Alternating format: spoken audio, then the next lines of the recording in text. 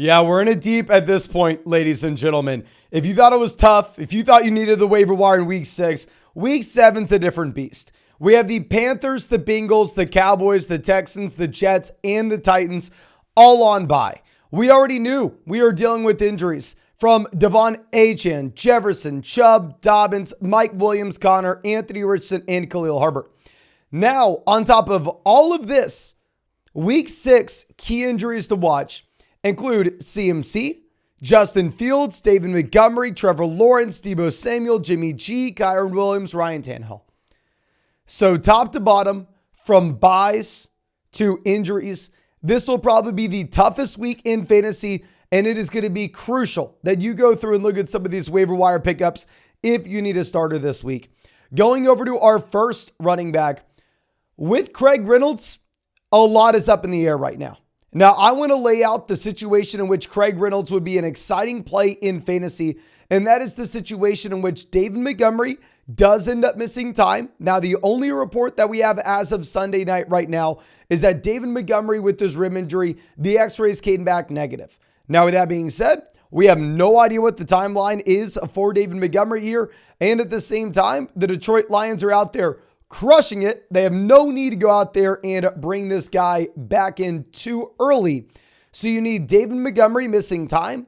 And the issue that you may have with Craig Reynolds is, even if Montgomery misses time, if Jahmyr Gibbs comes back in this next week, what will probably happen is Craig Reynolds will be the running back on first and second downs, where you have Jahmyr Gibbs getting everything as a receiver. And in that instance, Craig Reynolds probably isn't good enough to be in your starting lineup. Very inefficient running back, not a super talented guy, right? He's always the end of the roster. 10 carries, 15 yards while replacing David Montgomery this week. If you look at the underlying workload, I mean, he did go out there and get every single snap, which is why we were saying Craig Reynolds will be a must-start guy if you have no Montgomery and no Jahmyr Gibbs. But of course, those will be two players that we need to continue to monitor going through this week, and we'll be live every day giving you updates with those players.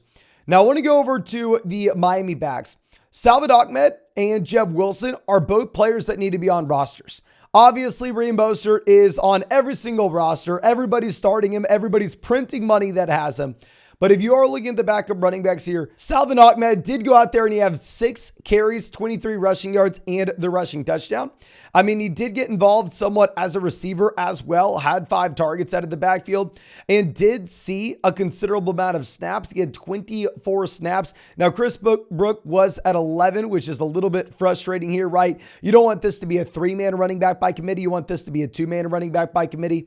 But nonetheless, whoever the running back 2 is in Miami, as of now with Devon Ahmed, needs to be on a roster, because if you are truly desperate, say Jeb Wilson Jr. were to play this next week, or he doesn't and it's Salvon Ahmed, then at that point, if you are really desperate, you could play the running back 2 in Miami, just because this is the best offense in the NFL and there's more than enough production to go around. Now, going over to Houston, this will be a running back that I don't want to tell you to pick up just yet.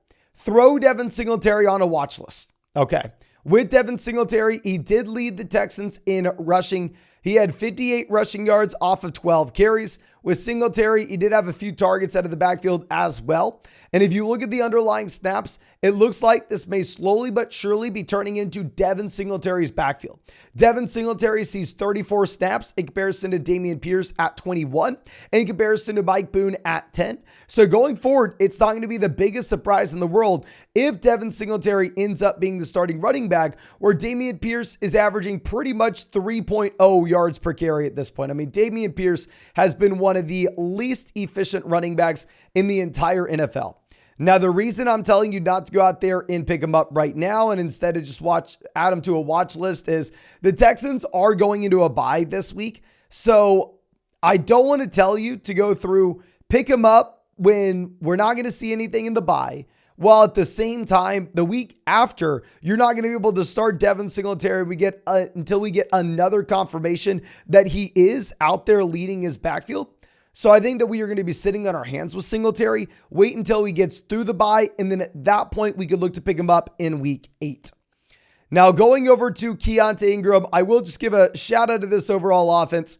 We didn't know if it was going to be Amari DeMercado. We didn't know if it was going to be Keon Ingram. I mean, I never expected it to be Damian Williams. Between the two backs, Keon Ingram definitely looked like the better running back. He actually played fewer snaps, but what's funny is if you look at the actual touches, he did see the 10 carries in this backfield compared to Demercado only at 2. And with Keon Ingram, he did see a few receptions out of the backfield as well. Now, I almost just want to include these players on this list as an update to what we had last week. And I want to say, if you're in a 14-team league, if you're in a 16-team format, then sure, go out there, roster him. We know James Conner on the IR. However, in reality, this is one of the worst offenses in the NFL. And it looks like this is going to be a 3-man running back by committee. And you can't start as someone in a 3-man running back by committee in one of the worst offenses in the NFL, particularly when they're an inefficient running back to begin with. So definitely drop Demercado. If you were going to roster a running back here in Arizona, it would be Keontae Ingram, but by no means do you have to pick up Keontae. Like our next two options, these will be the best running back waiver wire options this week. I don't know what's up with CMC. CMC dealing with an oblique injury. Now, I would operate under the assumption that the 49ers have every incentive to be as cautious as possible with Christian McCaffrey, with this team being a team with Super Bowl aspirations. With that being said, CMC missed about half this past week. CMC played 36 out of a potential 62 snaps. And the other snaps, you had 15 going to Jordan Mason and 7 going to Elijah Mitchell. Now, I actually drafted a considerable amount of Elijah Mitchell in Underdog Best Ball drafts this offseason for a multitude of different reasons. One being the possibility of CMC going down. I thought that Elijah Mitchell would have a high ceiling. This was a running back that averaged 100 total yards per game as a rookie back in 2021.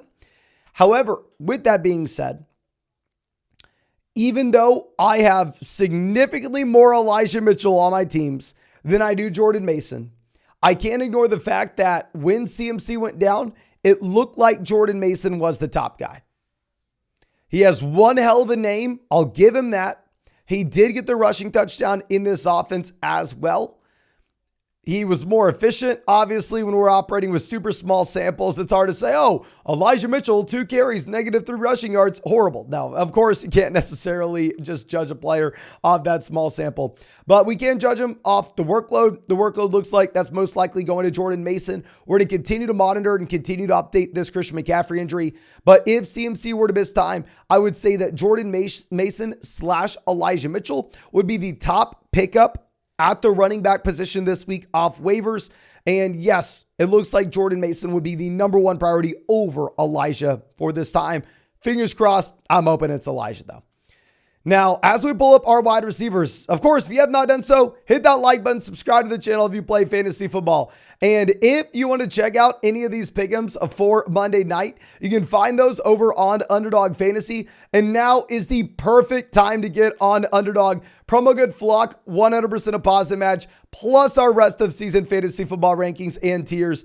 And Underdog hooked y'all up for week 7, because our birthday was in week 7, with a Justin Herbert special pick'em, more than less than half a total yard, only with promo code FLOCK. And if you're new to Underdog Fantasy as well, you'd get an additional Dak Prescott special pick'em, more than less than half a total yard with promo code FLOCK.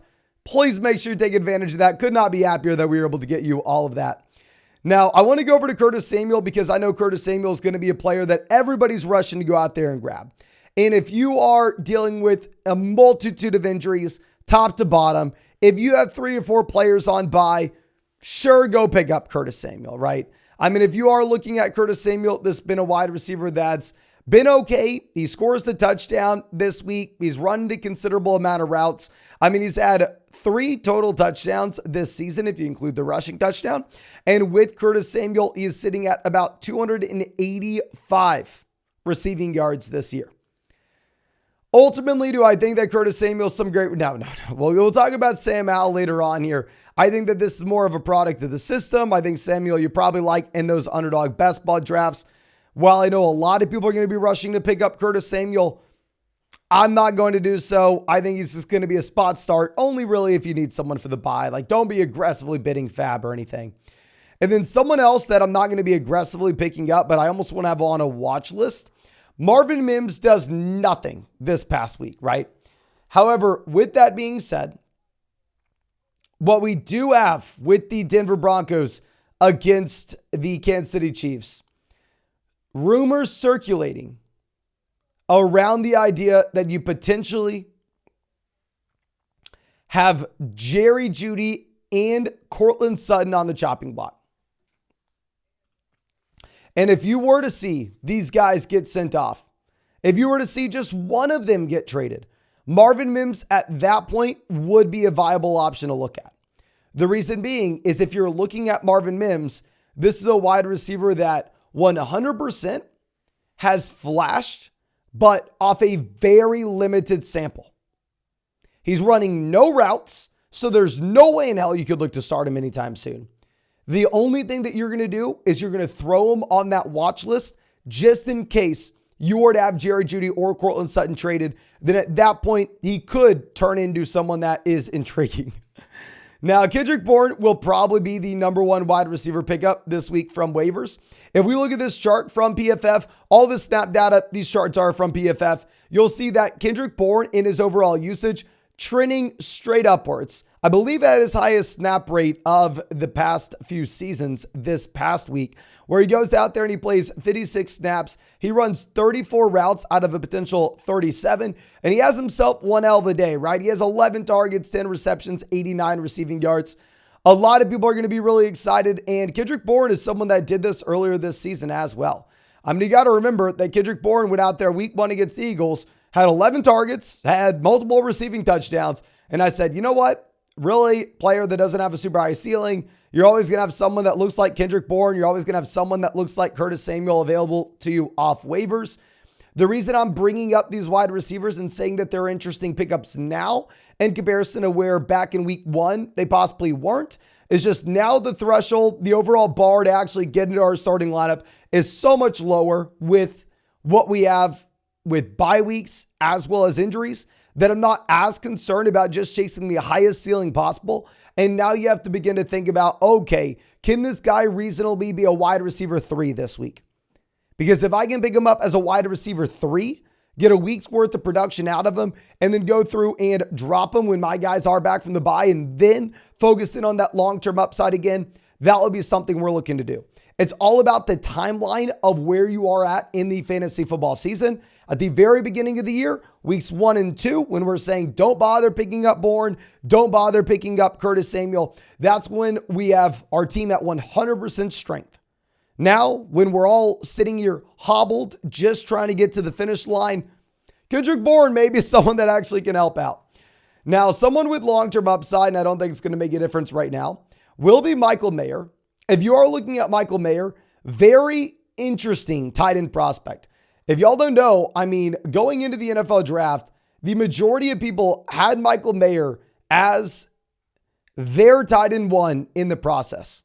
Now, keep in mind, yes, that changed a lot. Yes, you had Dalton Kincaid rising. Yes, obviously, Sam Laporte has been crushing it so far.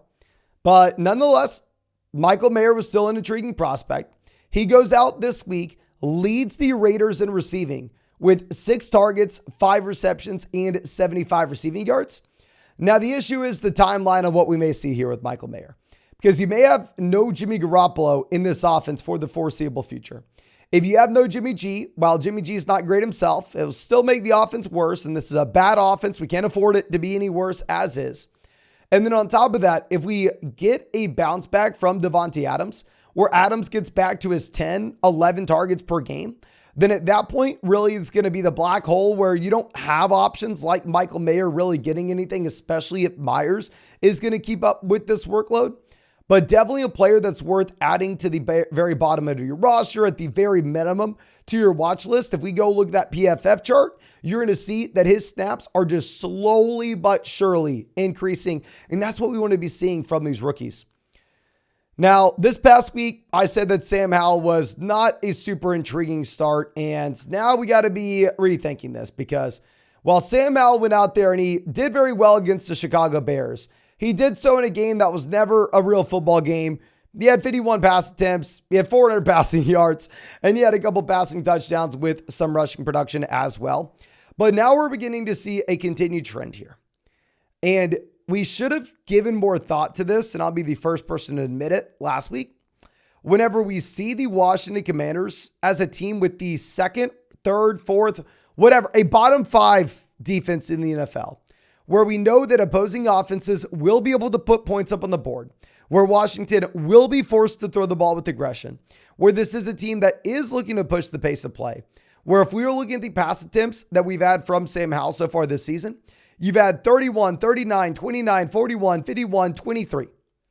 So Sam Howell would be that intriguing streaming pickup if you needed to go through and if you really needed someone for this week.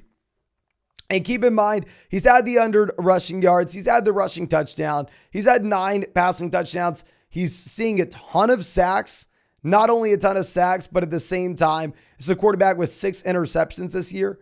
So I think Sam Howell's kind of like the poor man's Jameis Winston from back in the day, where maybe you get a ton of fantasy production, but in real life, it doesn't really amount to anything.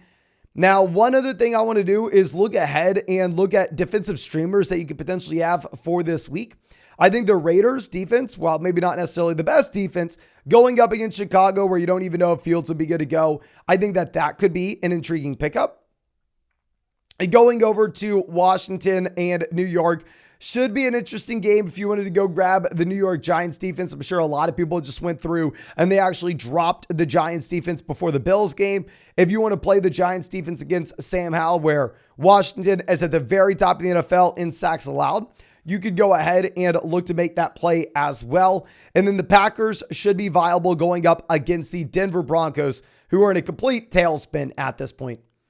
But I think that's all I have for y'all in this video. If you have not done so already, please go down there, drop a like on this video, subscribe to the channel if you play fantasy football. And like I said, now is the best time to go hop on Underdog Fantasy. Since it was our birthday in week 7, Underdog hooked y'all up with a Justin Herbert special pick'em, more than less than half a total yard. Plus, if you're new to Underdog Fantasy, you'll get on top of that a Dak Prescott special pick'em, more than less than half a total yard with promo code FLOCK. And code FLOCK, 100% deposit match our rest of season fantasy football rankings and tiers. Can't believe we're able to get y'all all of that, so please make sure you are taking advantage.